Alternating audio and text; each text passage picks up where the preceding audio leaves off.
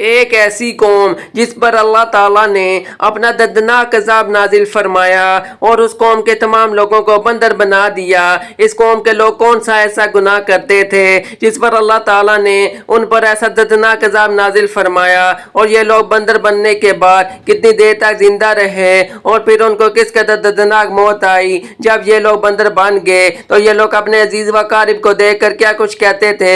آج کے دور میں پائے جانے والے بندر اسی قوم کی نسل میں سے ہیں۔ ان تمام سوالات کے جوابات حدیث کی روشنی میں آج کی اس ویڈیو میں ہم آپ کو بتائیں گے، لہٰذا ویڈیو اینڈ تک دیکھیں۔ انسانوں کے بندر بننے کی ابتدا حضرت داؤد علیہ السلام کے دور سے ہوئی۔ اس واقعے کا پس منظر کچھ یوں ہے کہ حضرت داؤد علیہ السلام اور ان کی قوم سمندر کے کنارے ایلا نامی گاؤں میں رہتے تھے اور ان کی تعداد 70,000 کے قریب تھی۔ یہ قوم بڑی ہی خوشحال تھی اور اللہ تعالیٰ کی فرما بردار قوم تھی۔ اس قوم کو اللہ تعالیٰ نے بے شمار نعمتوں سے نوازا تھا۔ ہر طرف سرسبزہ باغات اور ہر طرف ہریالی ہی ہریالی تھی اور اللہ تعالیٰ کی بے پناہ کرم نوازی تھی۔ یہ لوگ اپنی زندگی میں بہت ہی خوش تھے۔ حضرت داؤد علیہ السلام کی یہ قوم جو سمندر کے کنارے رہتی تھی، اللہ تبارک و تعالیٰ کا ان پر خاص کرم تھا۔ سمندر کے اس کنارے پر بے پناہ مچھلیاں آتی تھی جن کا یہ لوگ کاروبار کرتے تھے اور بہت ہی خوشحالی والی زندگی گزارتے تھے۔ جب یہ قوم اللہ تبارک و تعالیٰ کی نعمتوں کی وجہ سے خوشحال ہو گئی تو اللہ تعالیٰ کی نافرمانی پر اتر آئی اور طرح طرح کے گناہوں کے اندر مبتلا ہو گئی۔ اور پھر ایک دن اللہ تعالیٰ نے اس قوم کا امتحان لینے کا فیصلہ کیا اور حضرت داؤد علیہ السلام کو وحی بھیجی کہ اپنی قوم سے کہہ دے کہ وہ ہفتے والے دن مچھلی کا شکار کرنا بند کر دے۔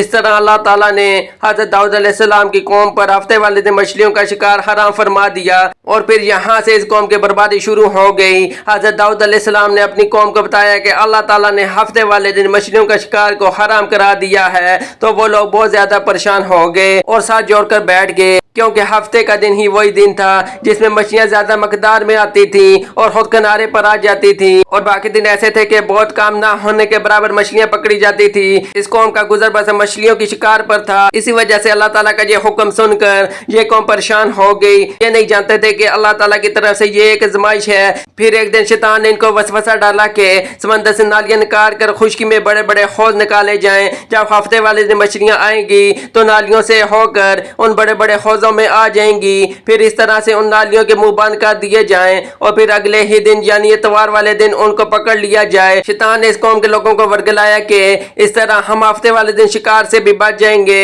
اور مچھلیاں بھی ہاتھ آ جائیں گی اور وہ بھی پکڑی جائیں گی۔ بہت سے لوگوں کو یہ ہیلا بازی بہت اچھی لگی، انہوں نے ایسا کرنا شروع کر دیا اور سمندر سے چھوٹی چھوٹی نالیاں نکال کر بڑے بڑے حوضوں میں ڈال دی، جس کے ذریعے زیادہ مقدار میں مچھلیاں ان حوضوں میں داخل ہو جاتی۔ اس قوم کے لوگوں کو شیطان کی یہ ہیلا بازی بہت پسند آئی، لیکن اس قوم نے یہ نہ سوچا کہ جب مچھلیاں سمندر سے آ کر حوض میں قید ہو گئی تو پھر مچھلیوں کا شکار ہی ہو گیا۔ اس لیے شکار ہفتے والے دن ہی قرار پایا جو اللہ تعالیٰ نے حرام کر دیا ہے۔ اس موقع پر یہودیوں کے 3 گروہ ہو گئے۔ کچھ لوگ ایسے تھے جو شکار کے شیطانی ہیلے سے منع کرتے تھے، کچھ لوگ اس کام کو برا جان کر خاموش رہے لیکن انہوں نے شکار نہ کیا، اور دوسروں کو منع بھی نہ کرتے تھے، بلکہ یہ لوگ منع کرنے والوں سے یہ کہتے تھے تم لوگ ایسے قوم کو نصیحت کرتے ہو جنہیں اللہ تعالیٰ ان قریب ہلاک کرنے والا ہے اور ان لوگوں پر اپنا دردناک عذاب نازل فرمانے والا ہے۔ اور اس قوم کے کچھ لوگ تھے جو سرکش و نافرمان لوگ تھے جنہوں نے اللہ تعالیٰ کے حکم کی مخالفت کی اور شیطان کی بات مان کر ہفتے والے دن شکار کرنے لگے۔ یہ لوگ اللہ کے حکم کی مخالفت کرتے تھے اور ہفتے والے دن مچھلیوں کا شکار کر کے انہیں کھایا کرتے تھے اور بیچا کرتے تھے۔ پیارے دوستو، حضرت داؤد علیہ السلام کی قوم کے 12,000 ایسے نافرمان لوگ تھے جو منع کرنے کے باوجود بھی ہفتے والے دن مچھلیوں کا شکار کرتے تھے۔ حضرت داؤد علیہ السلام نے ان 12,000 لوگوں کو اللہ تعالیٰ کے عذاب سے ڈرایا کہ وہ لوگ باز آ جائیں، لیکن وہ لوگ باز نہ آئے تو کھلے عام شکار کرتے رہے، اور جو لوگ اس کام کو برا مانتے تھے انہوں نے اپنے اور ان نافرمان لوگوں کے درمیان میں ایک دیوار کھڑی کر دی۔ ایک طرف 12,000 نافرمان لوگ رہتے تھے اور دوسری طرف وہ لوگ رہتے تھے جو شکار سے باز رہے۔ حضرت داؤد علیہ السلام نے اپنی قوم کے ان نافرمان لوگوں کو بہت سمجھایا لیکن وہ اپنے کام काम से बाज ना आए और इसी तरह अल्लाह ताला की नाफरमानी करते रहे और शिकार करते रहे। फिर एक दिन हजरत दाऊद अलैहिस्सलाम ने गजबनाक होकर शिकार करने वालों पर लानत फरमा दी। उसका असर ये हुआ कि एक दिन हत्याकारों में से कोई भी अपने घर से बाहर ना निकला। ये देखकर कुछ लोग उनकी दीवारों पर चढ़ गए ताकि मालूम हो सके कि वो लोग किस हाल में हैं। जब इन लोगों ने उन नाफरमान लोगों को देखा तो सब के सब बंदर की सूरत में मसा हो चुके थे। अल्लाह ताला ने उनको अपनी नाफरमानी की वजह से उन पर अपना दर्दनाक अज़ाब नाजिल फरमाया और उनको इंसानों से बंदर बना दिया।